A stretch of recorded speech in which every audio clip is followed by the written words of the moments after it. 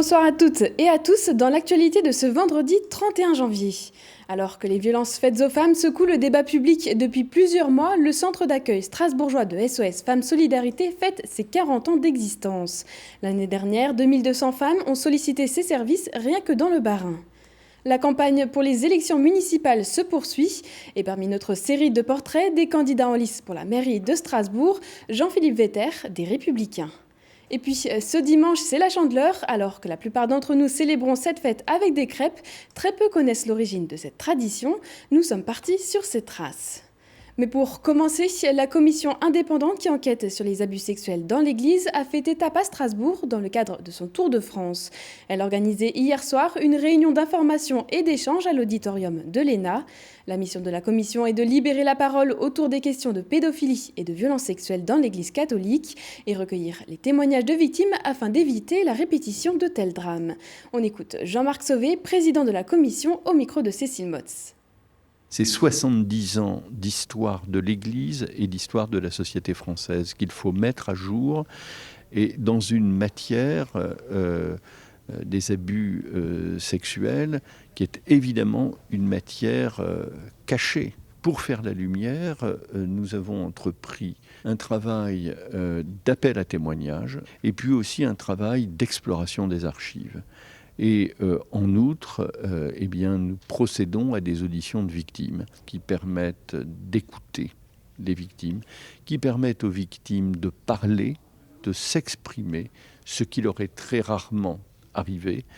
Et aussi, ça nous permet de mieux comprendre les conditions, le contexte dans lesquels les abus se sont produits. Ça nous permet également de mesurer ou d'approcher les conséquences à moyen et long terme de ces abus qui se sont traduits à la fois par un silence prolongé des victimes et en même temps par une souffrance réelle et profonde. Elle œuvre pour la formation et la promotion de l'artisanat. Elle est au service de presque 25 000 entreprises et plus de 5 200 apprentis. Il s'agit de la Chambre de métiers d'Alsace. Et cette année, l'organisme fête ses 120 ans d'existence. Jacques Chirac était venu inaugurer ses locaux actuels en 1999. C'est au tour de la ministre de la Cohésion des Territoires, Jacqueline Gouraud, de célébrer ce nouvel anniversaire à l'espace européen de l'entreprise à Schiltigheim. Un reportage de Fanny Kunz. Être par la tradition, devenir par l'innovation. Tel est le slogan de la Chambre de métiers d'Alsace qui fête ses 120 ans. L'occasion de célébrer un siècle d'évolution de l'artisanat local, un secteur qui a su s'adapter aux nouvelles technologies. Je suis très très heureux que l'artisanat qui représente 30% de l'économie soit aussi bien représenté. La première entreprise de France. L'avenir, c'est près de l'artisan. L'avenir, c'est d'avoir des agents beaucoup plus près qui accompagnent les entreprises artisanales et réduire un maximum le back-office. Pour l'occasion, la ministre de la Cohésion des Territoires, Jacqueline Gouraud, est venue sur place. Aux côtés de la Chambre de métiers d'Alsace, le gouvernement veut promouvoir l'artisanat, notamment par le biais des politiques publiques territoriales, une manière de rapprocher les habitants de leurs artisans. L'artisanat, c'est fondamental parce que ça fait partie justement de l'aménagement du territoire, de la cohésion des territoires. C'est à la fois bien sûr un service apporté aux habitants, c'est des lieux de formation puisque les artisans ont en général des apprentis et c'est bien sûr aussi la vie sociale de tous les jours avec la présence humaine qui est le terreau, le ferment de notre société. À l'issue de la cérémonie, une pièce symbolique célébrant les 120 ans de la Chambre de métiers d'Alsace a été dévoilée. Il s'agit d'une borne holographique qui mêle artisanat et nouvelles technologies. Économie toujours, le tourisme dans l'Eurométropole de Strasbourg représente 14 000 emplois, 7,5 millions de nuitées et 4 millions de touristes par an. L'Eurométropole tire le bilan d'un audit commandé en 2018 des comptes et de la gouvernance de l'Office de tourisme de Strasbourg. Un groupe de travail participait à la réflexion et leur conclusion est claire. La collectivité souhaite reprendre la main sur la stratégie touristique du territoire. Ses ambitions, installer une nouvelle gouvernance et entrer dans l'ère du numérique et de la coopération. On écoute Yves Bure, vice-président de l'Eurométropole et président du groupe de travail. L'Eurométropole doit assumer davantage la responsabilité de la promotion touristique. Cette compétence lui revient de par la loi. Aujourd'hui, je crois que l'Office de tourisme vit sur un acquis qui est le patrimoine et qui restera toujours un formidable vecteur d'attractivité. Mais l'Office de tourisme devra veiller aussi à s'inscrire dans une véritable stratégie numérique, ce que font toutes les grandes métropoles, et devra davantage coopérer avec les autres offices. L'Office de tourisme Alsace, où les relations sont relativement faibles, et les Allemands, et notamment Europa Park, où elles sont quasiment nulles. Le tourisme, lui, il a envie peut-être d'expériences nouvelles, et donc il faut lui proposer d'autres possibilités qui lui donnent envie de revenir, et tout cela sans que les flux générés n'indisposent de plus en plus les habitants. Donc il y a une vraie réflexion à mener pour diversifier l'attractivité touristique, tout en respectant les habitants qui accueillent les touristes. Et puis, à moins de 2 mois des élections municipales de 2020, la course aux urnes a déjà commencé. Toute cette semaine, nous vous présentons les candidats à la mairie de Strasbourg. Aujourd'hui, c'est Jean-Philippe Vetter pour le parti Les Républicains. Adrien Labi. Jean-Philippe Vetter, 39 ans, numéro 1 de la liste d'alliance de la droite et du centre. Conseiller municipal d'opposition, le candidat Les Républicains a rallié le centre et une partie de l'UDI. Il va tenter de ramener Strasbourg dans le camp de la droite. Voici son projet pour la ville. Sur la sécurité, il faut qu'on puisse mettre fin à l'impunité des délinquants. La première chose, on met plus de policiers pour pouvoir les interpeller, mais aussi on responsabilise les parents. Quand on voit qu'il y a beaucoup de jeunes mineurs qui ont brûlé des voitures à Nouvel An, au bout d'un moment, les parents doivent se montrer responsables. La deuxième chose, c'est par exemple, lorsqu'on parle de cette bétonisation de la ville, on a construit vraiment trop d'immeubles. Aujourd'hui, on doit revenir à une vision de qualité de l'urbanisme à Strasbourg, mais aussi revégétaliser la ville. Et enfin, l'économie. On n'en parle pas assez.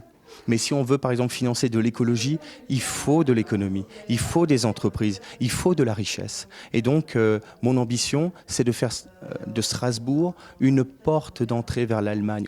À droite, on joue la carte d'une candidature en rupture avec la gouvernance des 12 dernières années, renvoyant à leur bilan les adjoints candidats des autres listes. Côté programme, Jean-Philippe Vetter souhaite se nourrir des suggestions des habitants. Différentes réunions ouvertes et thématiques sont organisées, l'éducation, l'Europe, l'environnement ou encore, comme hier soir, l'université. On n'a pas eu envie de construire un projet entre 2 ou 3 personnes et des technocrates qui, sur un bureau, construisent un projet pour des Strasbourgeois. On a envie de construire un projet avec les Strasbourgeois. Et c'est pour ça qu'on a lancé ces carnets bleus qui permettent non seulement à tous les militants et adhérents et au soutien de ma campagne de venir voir les Strasbourgeois, faire beaucoup de porte-à-porte. Les citoyens, ce sont aussi des experts. Ce sont des personnes qui vivent quotidiennement et qui en fait peuvent apporter leur pierre à l'édifice. D'autres ateliers seront organisés. L'équipe ira également à la rencontre des Strasbourgeois et d'ici quelques jours devrait annoncer son programme. Chaque année, une femme sur 10 entre 20 et 59 ans est victime de la violence de son partenaire. Au centre Flora Tristan à Strasbourg, cela fait 40 ans que l'on accueille, héberge et accompagne des femmes victimes de violences conjugales. À l'occasion de cet anniversaire, l'association SOS Femmes Solidarité ouvre ses portes au grand public. Reportage Cécile Motz.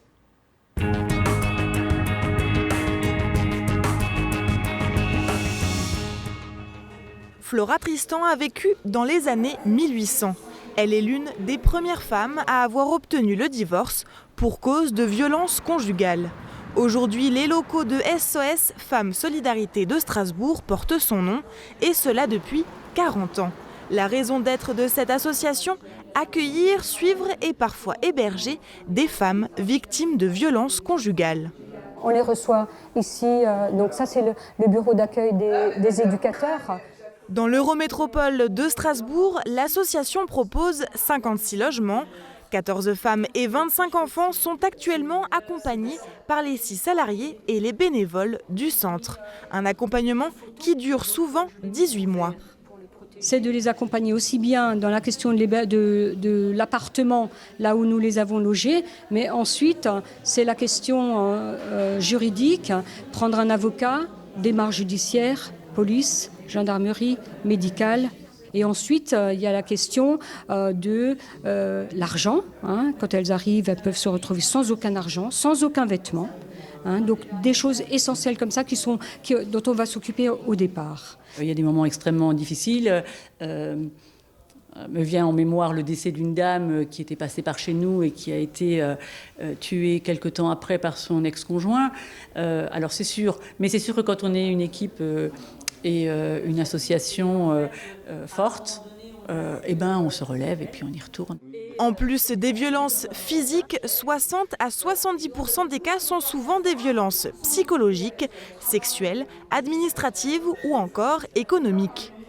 Ces dernières années, on a effectivement vu pas mal de changements. Alors, il y a évidemment l'affaire Weinstein et le MeToo et Balance ton port, les deux hashtags les plus emblématiques qui ont fait suite à cette affaire, qui ont libéré effectivement la parole. Il y a plus de femmes qui parlent, qui osent parler, il y a plus de plaintes qui sont déposées, même si elles ne sont pas toutes amenées jusqu'au bout. Mais en tout cas, effectivement, oui, il y a beaucoup plus il y a une prise de conscience des violences conjugales qui n'existait pas. Pour autant, malheureusement, le fond des violences conjugales, qui reste la domination masculine, est toujours aussi présente. Et ça reste un combat de tous les jours qui doit passer par l'éducation et la prévention dès le plus jeune âge.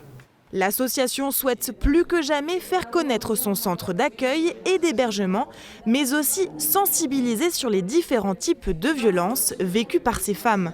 En 2019, elles ont été 2200 à solliciter SOS Femmes Solidarité, rien que dans le Bas-Rhin.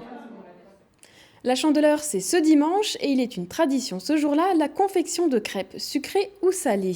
Mais nous sommes nombreux à ignorer l'origine de cette fête. Cécile Motz est partie sur ses traces à Brumat et Rosheim. Ce week-end, c'est la Chandeleur et pour la plupart des Alsaciens, cela rime avec... C'est une fête, c'est le 2 février où on mange des crêpes. Je vais en Bretagne, donc je vais manger des crêpes, mais non, je pense pas que je vais les faire. Ça va être ma mamie qui va me gâter. On passe une demi-heure à faire la pâte, à faire cuire les crêpes et après il y a tout le monde qui vient manger tous ensemble, quoi. C'est une bonne excuse pour faire des crêpes, mais on n'attend pas forcément la Chandeleur pour faire des crêpes, mais c'est indispensable d'en faire. Indispensable, c'est le mot. Faites maison ou dégustez dans une crêperie, chacun fait son choix, mais la base de la recette est la même. Ici à Brumat, voilà 7 ans que Stéphane réalise des crêpes et il a sa technique. Une crêpe, ça va extrêmement vite. Chez nous, c'est 5 secondes. Et après, la crêpe est beurrée, au beurre salé bien sûr, puisque c'est une tradition.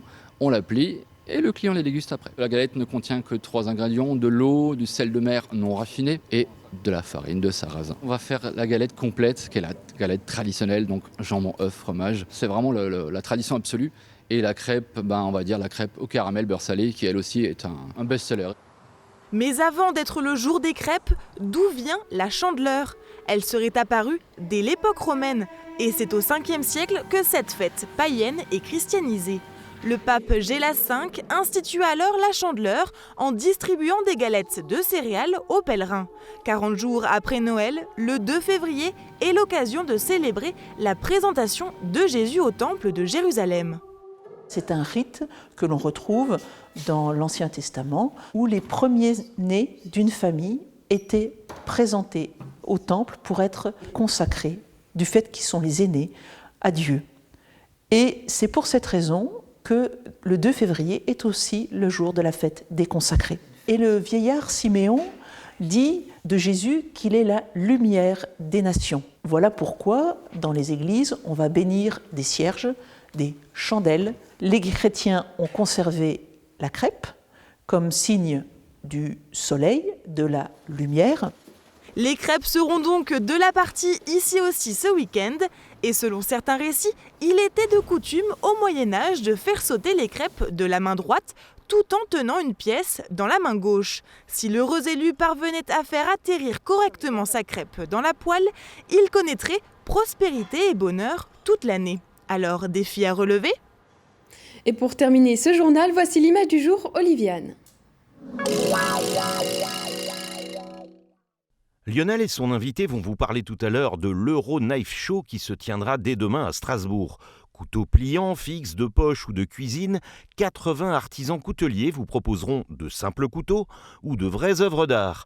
On a un peu feuilleté les catalogues et pour vous faire plaisir, comptez de 60 € pour le traditionnel couteau suisse, à 830 pour ce pliant très sobre, 1900 pour cette belle courbure et même 8119 pour ce poisson tranchant.